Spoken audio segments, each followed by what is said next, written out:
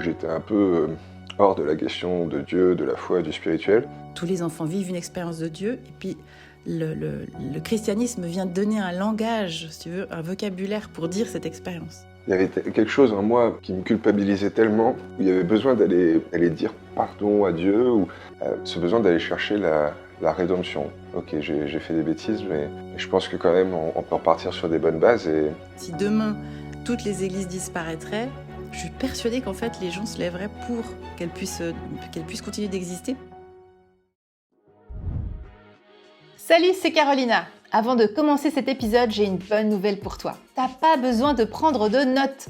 Mon équipe a créé une fiche qui récapitule tout ce qui a été dit, les phrases pépites, les meilleurs conseils, tous les outils avec les liens. Tu peux télécharger cette fiche gratuitement et maintenant en cliquant simplement sur le lien qui est dans la description de ce podcast. Et on se retrouve tout de suite avec notre invité.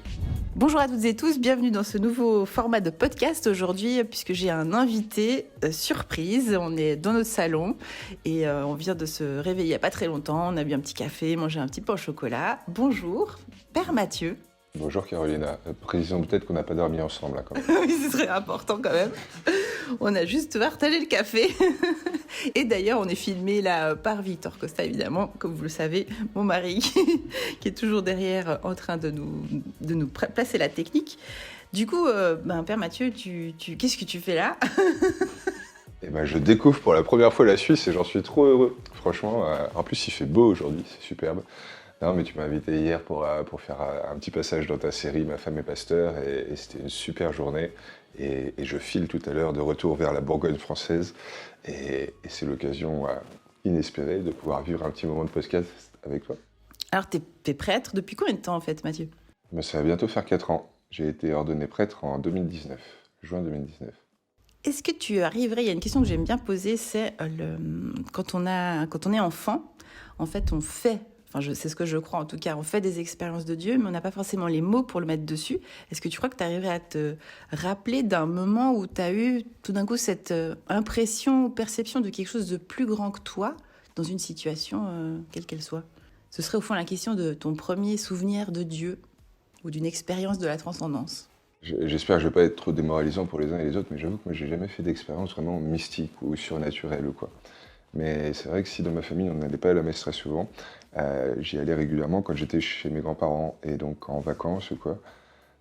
Et il y avait quand même quelque chose. Il y avait, quand j'allais avec eux à la messe, ouais, je sais pas, c'était juste bien. Ça faisait partie du week-end chez papy-mamie ou des vacances avec eux et j'avais la chance régulièrement d'aller faire une lecture. Je me sentais tout honoré, là. J'étais un des rares petits dans l'assemblée. Et non, c'est des beaux souvenirs de Dieu. Et je pense, ouais, le témoignage de mes grands-parents, sûrement des gens qui avaient vraiment le souci d'aider les autres. Peut-être même des fois un petit peu trop. Enfin, mon grand-père, le côté très, très avenant, à toujours prendre soin comme ça. Et je pense que c'est eux qui ont distillé comme ça petit à petit un vrai témoignage chrétien dans mon cœur. Et je rends grâce pour ça.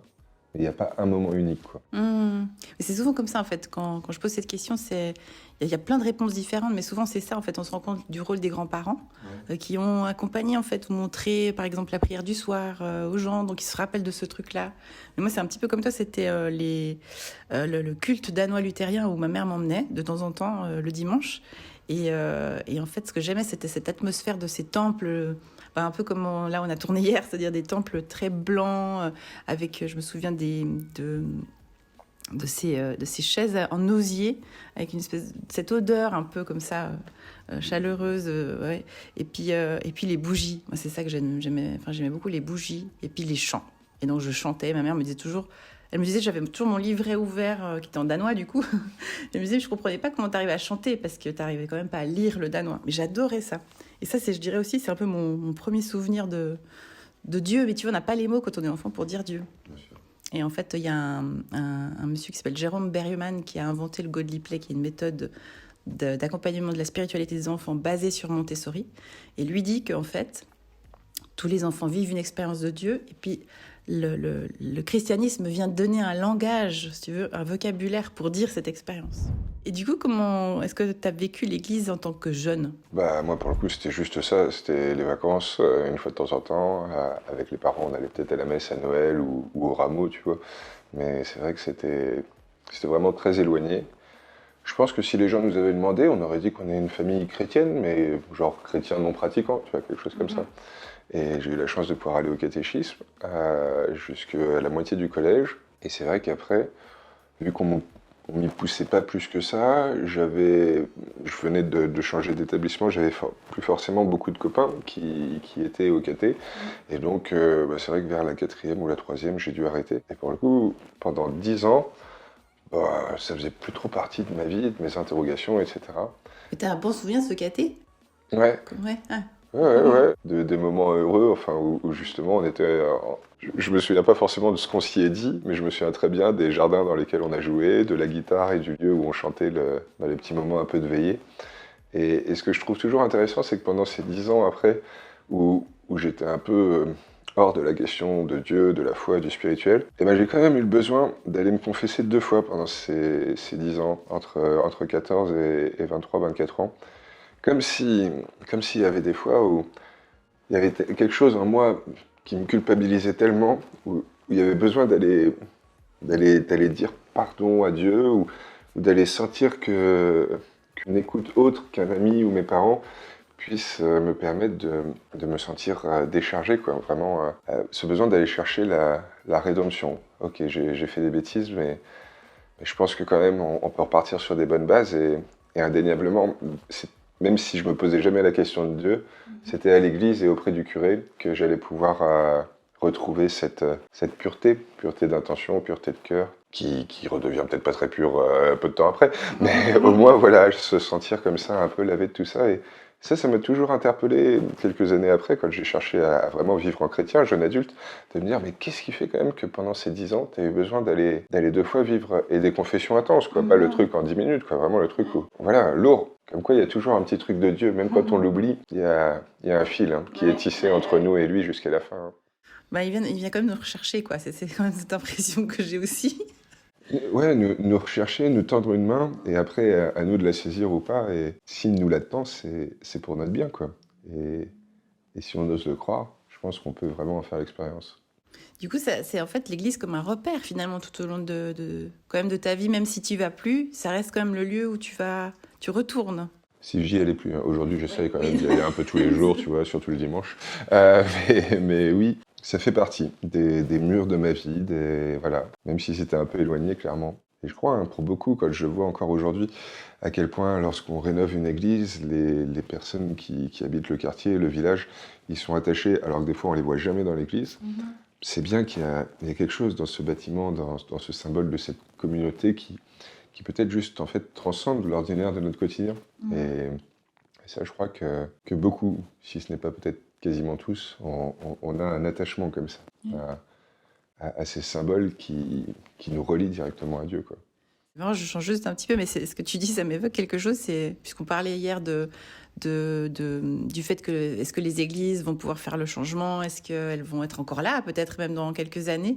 Et finalement, la question pourrait être posée un peu de cette manière-là aux gens. Si demain, toutes les églises disparaîtraient, je suis persuadée qu'en fait, les gens se lèveraient pour qu'elles puissent continuer d'exister, parce qu'il y a quelque chose de l'ordre un peu de cette présence rassurante, de savoir que c'est quand même là. Si jamais j'ai besoin, le fait de savoir que c'est là, ça me rassure finalement, même si je ne la fréquente pas tout le temps, ou je ne suis pas forcément pratiquant. Il y a quelque chose que de cet ordre-là, un petit peu, on dirait. Exactement, rassurant et nécessaire peut-être aussi, même pour ceux qui n'oseraient pas mettre le mot dessus. On l'a vu dans les heures les plus sombres de l'histoire, et peut-être qu'encore aujourd'hui, il y a certains pays à travers le monde où voilà, vraiment, il faut occulter tout ce qui pourrait être de l'ordre de la foi et encore plus du christianisme. Et pourtant, les gens se retrouvent, les gens créent des petits lieux de prière à la maison ou là où ils peuvent. Et des histoires comme ça, il y en a eu tout plein pendant la Seconde Guerre mondiale, dans les camps, où on a vu certains qui, avec des petites miettes, recomposaient un hostie pour pouvoir célébrer une messe ensemble dans les camps de concentration. C'est fou quand même, comme dans les pires ténèbres, dans l'enfer sur Terre, les gens se donnent tous les moyens pour se connecter à Dieu, quoi. C'est plus fort que nous, c'est une part de nous. Même quand on a du mal à l'accepter. Je reviens juste à la question de l'église qu'on a connue en tant que jeune. Moi, en fait, j'ai raccroché aussi quand j'ai eu 15 ans. Et puis c'est vrai que j'ai eu ce pasteur qui m'a marqué à vie, Walter Isnardi, qui était un pasteur qui avait fait en fait la révolution en Uruguay. Donc lui, c'était le Jésus anarchiste, révolutionnaire, et ça m'a parlé beaucoup en tant qu'ado, parce que du coup, je me suis dit, ah, ça va être possible, on va pouvoir changer le monde avec l'amour, les fleurs, tout ça. C'était vraiment ça. Et ça, c'est resté un repère très fort pour moi aussi par la suite. Et d'ailleurs, c'est ce qui m'a motivée en fait, à faire des études de théologie. Parce que comme le catéchisme chez nous, c'est de 15 à 17, j'ai ensuite fini mon lycée, l'équivalent du lycée chez vous. Et après, j'ai entamé tout de suite des études en théologie avec cette idée que peut-être je deviendrais pasteur, mais ensuite, ça s'est un petit peu éteint. Toi, tu as 10 ans pendant lesquels, en fait, tu t'es loin de Dieu. Moi, c'est l'inverse. Moi, je fais mes études de théologie, ensuite, je m'éloigne. Et ensuite, je suis rattrapée. Tu veux nous dire un petit peu comment ça s'est passé pour toi, cet appel de Dieu ? La foi, c'est la confiance. Enfin, vraiment, c'est la même racine en latin, c'est le même mot. On parle de confiance entre deux êtres humains, on parle de foi lorsque c'est la confiance qu'on a pour Dieu. Et je crois que, comme dans les relations qu'on a entre nous, c'est normal qu'il y ait des moments où c'est évident, on a confiance en l'autre, parce qu'on vit par la cohésion, la complicité qui jaillit de cette relation. On ne se pose même pas la question. La confiance, elle est là et elle est au pic, quoi. Puis il y a d'autres moments de déception, d'incompréhension, de trahison peut-être parfois aussi, où voilà, elle est comme ça la confiance. Mais en fait, c'est vraiment une sinusoïde et je crois qu'avec Dieu, c'est pareil. Il y a des moments où on est face à l'absurdité du mal et donc ce, entre guillemets, Dieu d'amour, bah, comment on y croit, comment on l'accueille dans la réalité de nos vies où on est perdu dans un marasme horrible, etc. Et donc, je crois que c'est très normal qu'on ait des moments comme ça. Et donc, c'est vrai que bah, moi, de mon côté, voilà, la question de Dieu, elle était plus là, en gros, jusqu'à ce que je sois jeune adulte. Et là, après une première expérience professionnelle, une première expérience vraiment dans la vie, quoi. J'ai eu la chance d'avoir une copine pendant 4 ans. Je me projetais vraiment dans une vie assez classique, quoi. Une jolie femme, un métier qui me plaît, des beaux enfants, une belle maison, un joli petit chien. Et pour le coup... Le petit chien, tu l'as gardé. Enfin, tu l'as... Le petit chien, je l'ai. Le reste, ça a pris une autre couleur, une autre saveur, et c'est génial aussi. Et donc en fait, moi, jeune adulte, c'est surtout la question du sens de la vie. J'ai eu une expérience professionnelle qui était exaltante, qui avait tout pour se présenter comme confortable, mais ça me satisfaisait pas, quoi. C'était un monde où le but, c'était vraiment de faire de l'argent pour faire de l'argent. Et donc c'était attrayant. Et en même temps, les gens avec qui je le faisais, ils me donnaient pas forcément envie de leur ressembler. Et puis est arrivé dans mon cœur, c'est cette question, mais vraiment très déstabilisante du pourquoi on est là, quoi. Est-ce qu'il y a un sens à notre humanité, à nos existences? Est-ce qu'on n'est pas un petit peu plus que les animaux? Plus intelligents, plus de cœur, plus de... Et si oui, pourquoi? Il doit bien y avoir une raison à tout ça. Et donc c'est vrai que cette question, elle m'obnubilait. Je pense que j'ai été assez chiant avec tous mes proches à essayer de leur faire dire ce qu'il y avait dans leur trip pour qu'ils m'apportent des éléments de réponse. C'est là qu'on se rend compte de qui sont les vrais proches, les vrais amis, parce que certains, j'ai dû les épuiser. Et pour le coup, je quitte la région parisienne, je vais plutôt vivre en Bourgogne, donc dans un monde plus calme, plus rural et tout. Et là, je rencontre au même moment le Secours catholique et les Frères de Saint-Jean. Parce qu'en fait, le Secours catholique était hébergé dans la paroisse. Je cherchais à faire du bénévolat, j'avais frappé à la porte de 2-3 endroits, on m'avait dit « Oui, si vous voulez venir, oui, bof, voilà, comme vous voulez ». Bon, je me sentais pas hyper accueilli. Et donc un jour, j'en discute avec la boulangère, et elle me fait « Ah si, Mathieu, il y a un truc, là, je suis sûr que ça va vous plaire, faut y aller, c'est tous les vendredis après-midi, ça s'appelle le Café Sourire ». Bon, je me dis pourquoi pas, hop, je me pointe comme ça avec mon petit chien, et là j'arrive dans un truc où il y avait, je sais pas moi, une trentaine de personnes, et ça a matché tout de suite. C'est très beau parce qu'ils accueillent tout le monde, toute confession, toute origine, toute sensibilité. Et c'est vrai que dans cette association, c'est souvent des gens qui ont été vraiment blessés, abîmés par la vie qui sont là. Par rapport au monde d'où je venais avant, dans lequel j'avais travaillé, où tout le monde était hyper smart, le sourire bright, etc. Bah là, j'étais avec des gens qu'on appellerait des fois des petites gens. Des gens vraiment blessés, et ça se voyait sur leur visage. Et pourtant, ces gens, ils étaient lumineux, ils étaient rayonnants. Ils avaient un truc qui brûlait dans leur cœur, un genre de feu sacré. Et très égoïstement, je me disais, mais ce trésor-là qu'ils ont, je veux le même. Et donc, en fait, j'ai continué de revenir vendredi sur vendredi. Et vu que c'était hébergé donc, dans la paroisse qui était tenue par les Frères de Saint-Jean, ça a tout de suite très bien matché avec le curé, frère Marie-Benoît. Et je lui ai fait part de mes questions un peu, mais qu'est-ce qu'on fout sur cette terre, etc., etc.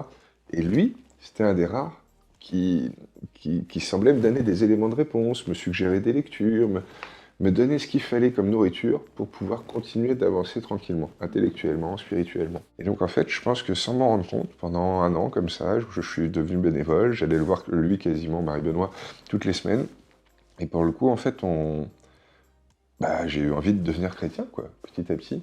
Et donc ce qui fait qu'au bout d'1 an, là encore, un moment un peu fortuit comme avec la boulangère, c'est un des petits vieux dont je m'occupais au Secours catholique qui me file un prospectus et qui me fait « Tiens Mathieu, c'est pour toi ».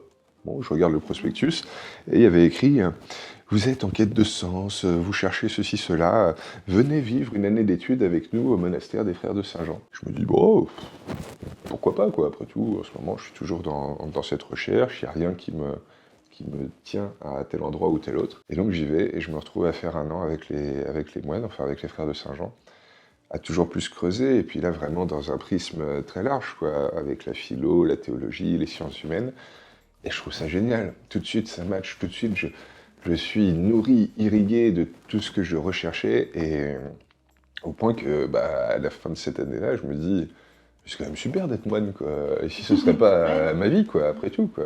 Là, j'y suis bien, je suis le cœur en paix, avec des personnes qui me semblent être des belles personnes. Et tout ça, ça prend sens. Et donc, je me suis dit, allez, essayons la vie de moine. Et donc, pour le coup, je me suis proposé pour partir en coopération. Tu sais, c'est quand on envoie un peu des missionnaires à l'autre bout du monde pour aller aider dans tel prieuré ou tel autre, les communautés locales, quoi. Et donc, vu que moi, je souffre un peu de la chaleur, j'ai demandé qu'on m'envoie pas en Afrique ou en Amérique latine. Et pour le coup, on m'a envoyé en Russie. Donc, j'ai vécu un super moment. J'ai rencontré un Saint Paul d'aujourd'hui, Sacha. C'est un type qui a été quasiment toute sa vie dans la mafia, jusqu'au jour où il a eu une épiphanie, vraiment. Il a rencontré Dieu avec les MC Sisters, c'est les sœurs de Mère Teresa. Alors elles, c'est vraiment des saintes, hein. Et pour le coup, cet homme qui était peut-être l'un des pires bourreaux si on l'avait rencontré avant, et lui, aujourd'hui, c'était le gars qui prenait soin de tout le monde dans le village. Et pareil, quelqu'un de rayonnant, de solaire. Alors pourtant, il était abîmé, hein, ça se voyait sur son visage, sur son corps et tout. Et voilà, un super moment en Russie, plein de belles expériences. Mais au fond de moi, le discernement que peut-être la vie communautaire avec les moines et tout, c'est peut-être pas fait pour moi. Et donc j'en parle à mon évêque, et il me dit, et la vie de prêtre, tu y as déjà réfléchi? Je fais, ouais, bon, bof, ouais, je sais pas. Et donc il me propose de rentrer au séminaire, et moi je me dis, je vais continuer de trouver des réponses tranquillement au séminaire, mais... Donc c'était un très éloigné, pourquoi pas, quoi, l'idée de la prêtrise. Je rentre au séminaire en 2013, l'année où le pape François devient pape. Et c'est vrai que là, ça continue de me nourrir parfaitement. Je me sens toujours de mieux en mieux. Et pour le coup, j'arrive à la fin de la 2e année. Et là, vraiment, c'est évident. Est-ce que je suis fait pour être prêtre? Je sais pas. Mais à la fin de la 2e année, je sais que je suis prêt à me donner les moyens de croire que cette vie, elle pourra me satisfaire, m'épanouir et être la mienne jusqu'au bout. Et donc, c'est entre la 2e et la 3e année que j'ai dit oui, ouais, vraiment, je suis prêt à me donner les moyens que cette vie, elle me rende heureux et jusqu'à la fin. Voilà, j'espère que cet épisode t'a plu. Maintenant, j'ai un mot pour toi. Beaucoup de pépites ont été échangées, il y a peut-être des infos que tu aurais aimé garder ou des liens qui auraient pu t'être utiles. Eh bien, si tu n'as pas pris de notes, j'ai une bonne nouvelle, je l'ai fait pour toi. J'ai résumé tous les moments forts de cette émission avec tous les liens dans une fiche que tu peux télécharger gratuitement maintenant. Pour la recevoir, il suffit de cliquer sur le lien dans la description de ce podcast, d'entrer ton email et je t'envoie ça tout de suite. Et si cette émission t'a plu, évidemment, n'hésite pas à nous laisser une note sur ta plateforme d'écoute. Ça nous aide à nous faire connaître et ça soutient notre mission. Merci beaucoup, tu es béni. À la prochaine.